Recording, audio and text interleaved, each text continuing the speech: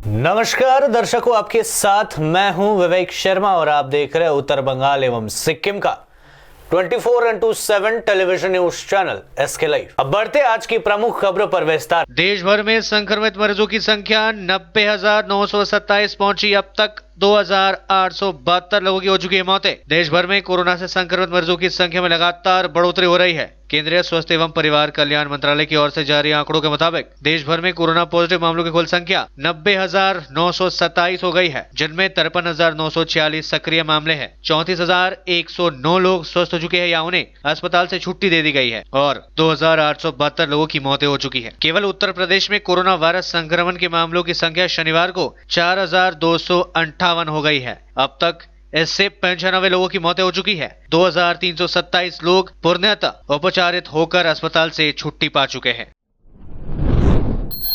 जलपाईगुड़ी में मजदूरों से भरी बस पलटी, 15 लोग हुए घायल। देश में कोरोना वायरस के कारण लॉकडाउन लागू है। लॉकडाउन के दौरान देश के अलग अलग हिस्सों में मजदूरों के साथ दुर्घटनाएं सामने आ रही है। वहीं अब पश्चिम बंगाल के मजदूरों से भरी एक बस पलट गई, जिसमें कई मजदूर घायल हो गए हैं। मजदूरों से भरी बस के साथ हादसा पश्चिम बंगाल के जलपाईगुड़ी में हुआ, जहां एक बस पलट गई। बस में मजदूर सवार थे और हादसा होने के कारण 15 मजदूर घायल हो गए।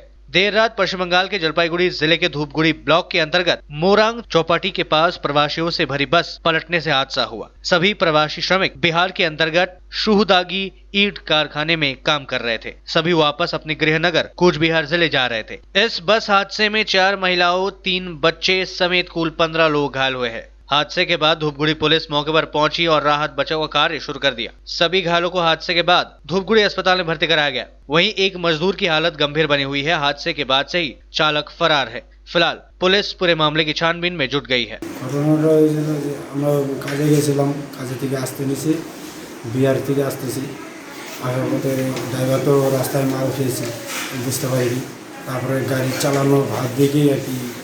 মোটামুটি বুঝতে পারলাম।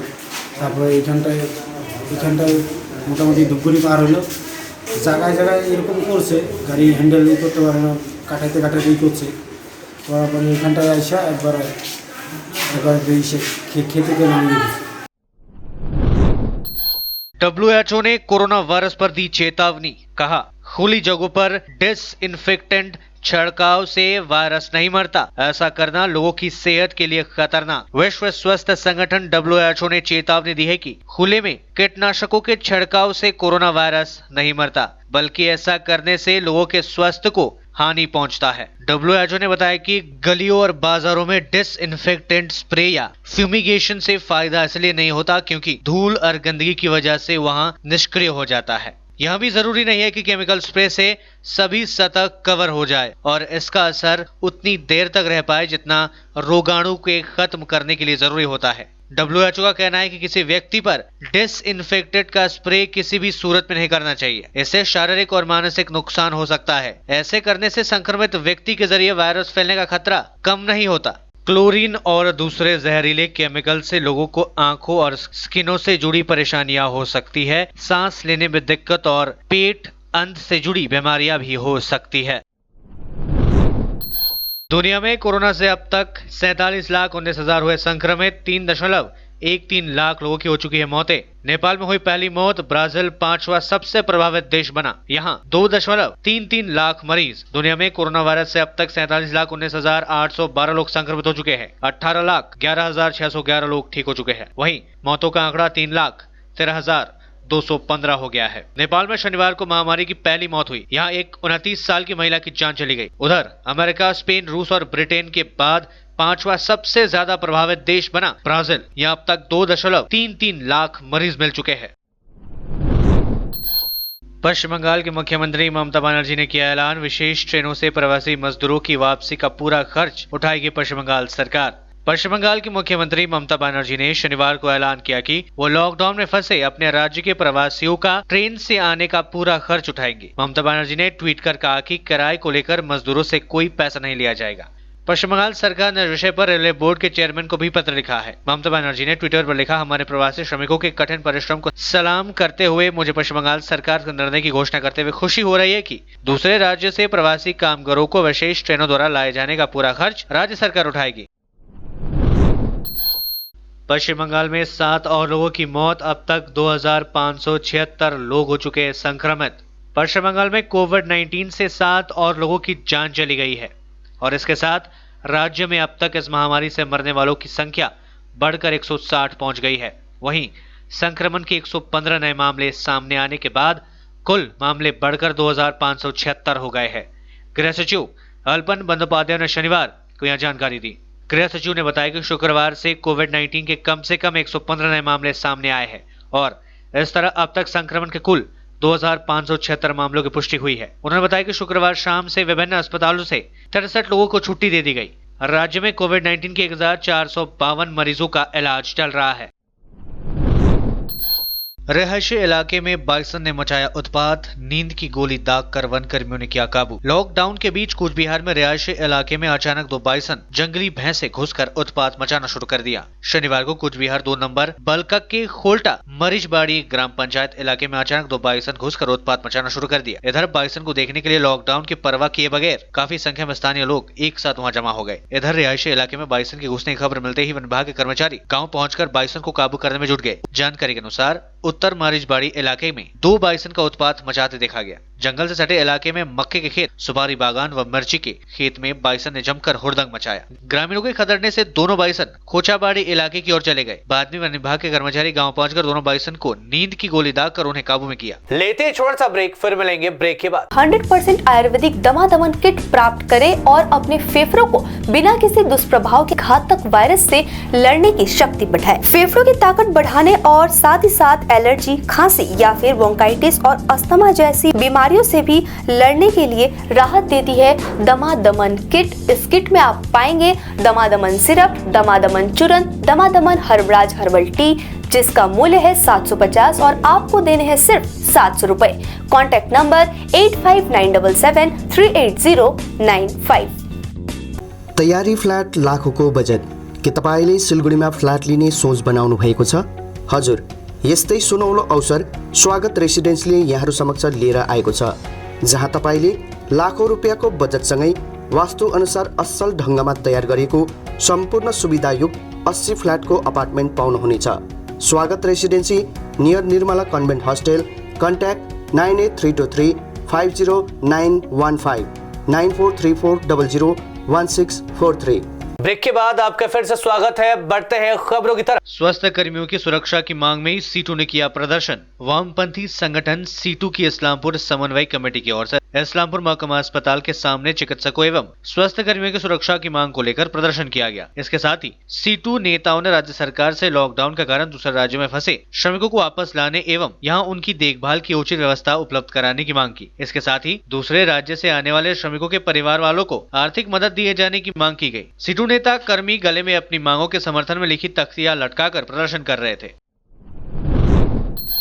डंपिंग ग्राउंड की देखरेख के लिए बने घर में तोड़फोड़। जलपाईगुड़ी नगर पालिका की ओर से बालपाड़ा स्थित डंपिंग ग्राउंड की देखरेख के लिए बनाए गए घर में कल रात तोड़फोड़ किए जाने का सनसनीखेज मामला सामने आया है। बताया जा रहा है कि कल रात बदमाशों ने कमरे में जाकर तोड़फोड़ की। घर के भीतर रखे गए चेयर, टेबल व अन्य सामानों की तोड़फोड़ की गई। इस घर की रखवाली करने वाले व्यक्ति ने बताया कि जब वहां पहुंचा तो उसने देखा कि कमरे में तोड़फोड़ की गई है। इसके बाद उसने इस बारे में संबंधित अधिकारियों को जानकारी दी। খবর পাইলাম যে আমাদের এখানে যে একজন কর্মী আছে আচ্ছা। সে গিয়ে লাইট অফ করতে গিয়ে এসে বললো যে এরকম আমাদের বারান্দাটা ভেঙে দিয়েছে এবং ভিতরে তালা ভাঙার পরে আচ্ছা সমস্ত কিছু ভেঙে তছনছ করে দিয়েছে আচ্ছা এবং আমাদের যে জলের ট্যাঙ্কিটার একটা পাই ছিল কলটা সেটাও ভাঙিয়ে দিয়েছে। আচ্ছা এই সমস্ত কিছু রাত্রেবেলাই করে, এর আগেও এরকম করছে। হ্যাঁ, এবারও দেখা গেছে সেই একই ঘটনা করে। মানে এরকম আগেও করেছিল হ্যাঁ, বারবার? এর আগেও একবার এরকম করেছে, পুলিশ কেস হয়েছে এবং আমরা আমাদের যে বিভাগীয় প্রধান উনি ছিলেন এবং আমাদের অফিস সুপারিনটেন্ডেন্ট উনি ছিলেন এবং চেয়ারম্যান পুরো দায়িত্ব নিয়ে সেটাকে পুলিশ পাঠিয়ে ভেরিফিকেশন করা হয়েছিল। जलपाईगुड़ी में कड़ाई से लॉकडाउन का पालन करा रही है पुलिस। जलपाईगुड़ी पुलिस विशेष अभियान चलाकर लॉकडाउन को सख्ती से पालन करने को तत्पर दिख रही है। पुलिस ने शहर के 3 बाजार, बेतुनतारी समेत विभिन्न स्थानों में अभियान चलाया। इस दौरान पुलिस ने देश भर में कोरोना वायरस के बढ़ते संक्रमण के मद्देनजर लोगों से लॉकडाउन का कड़ाई से पालन करने का अनुरोध किया। इसके साथ ही पुलिस ने लोगों को मास्क पहनकर ही घरों से बाहर निकलने की अपील की। गौरतलब है कि राज्य सरकार एवं प्रशासन द्वारा लॉकडाउन का सख्ती से पालन करने के बार बार अनुरोध के बावजूद कुछ इलाके में लोग बेवजह बाहर निकलकर सड़कों पर भीड़ जमा कर रहे हैं। बाजारों में लोगों की भारी भीड़ देखी जा रही है। सभी लोगों के चेहरे पर मास्क नहीं होता और न ही सोशल डिस्टेंसिंग का पूरा ख्याल रखा जाता है। এখন তো লোকগুলো বুঝছেই না, এখন 2টো বেজে গেছে, 2টো পর্যন্ত বন্ধ করার টাইম আছে, তবু লোক ভিড় করে আছে, দোকানগুলো তো উঠছেই না, তাহলে জোর করতে হচ্ছে।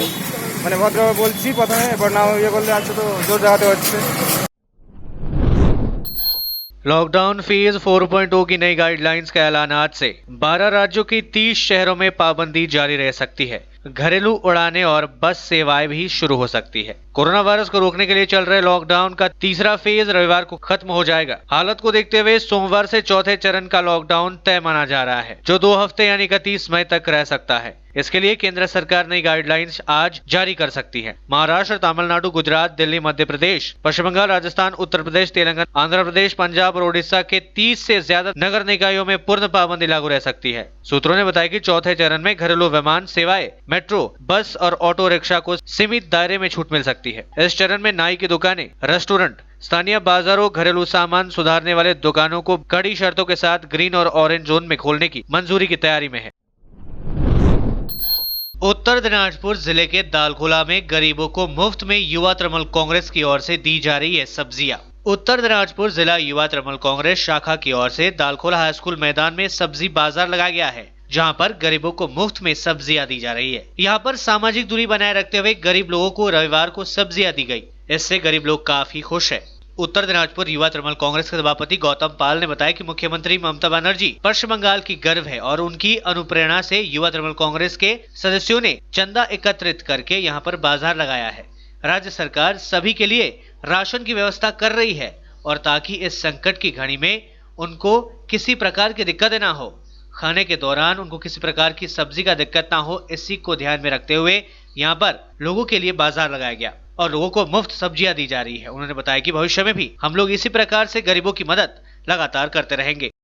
আজকে আমাদের ডালকোলা শহরে আমরা উত্তর দিনাজপুর জেলা তৃণমূল যুব কংগ্রেসের পক্ষ থেকে এখানে আমরা বাংলার গর্ব মমতা নামে একটা ফ্রি সবজি বাজার এখানে আজকে আমরা চালু করেছি। এই সবজি কাদেরকে দেওয়া হচ্ছে? লকডাউনে অনেক মানুষ বাড়ি থেকে বেরোতে পারছে না এবং দালকোলায় খুব ভালো মানুষ লকডাউনকে মেনে চলছে, সেই জন্য আমরা সবজি কাঁচা সবজি আমরা মানুষকে দিচ্ছি। এখানে আমরা প্রায় 2000 জনের আয়োজন করেছি, যদি আরো বেশি হয় তাহলে আমরা সেটাও দিতে পারবো। তো এই সবজিগুলো মানে কোথা থেকে আসছে, মানে কি পক্ষ থেকে? না, আমরা উত্তর দিনাজপুর जिला तृणमूल युवा कांग्रेस जे समस्त। तो आज के लिए बस इतना ही और मुझे दीजिए इजाजत और देखते रहिए एसके लाइव, आपका समय आपकी खबर। धन्यवाद। क्या आपके घर में शादी है, कोई फंक्शन तो होगा, तो उसकी वीडियोग्राफी और फोटोग्राफी तो करवानी है। आज तकनीक दिनों दिन बदल रही है, कहीं गलत हाथों में मत पड़ जाइए। तरीका बदल गया है, आप भी बदलिए। याद रखिए सिडवैप से आधुनिक तकनीकों के साथ अपडेट रहता है और आपके बजट के अनुसार ही वीडियोग्राफी और फोटोग्राफी करते हैं। आप सोच रहे होंगे ये सिडवैप्स क्या है? शादी हो या कोई फंक्शन, इन पलों को सजोने के लिए याद रखिए Somani institute of digi vision and productions.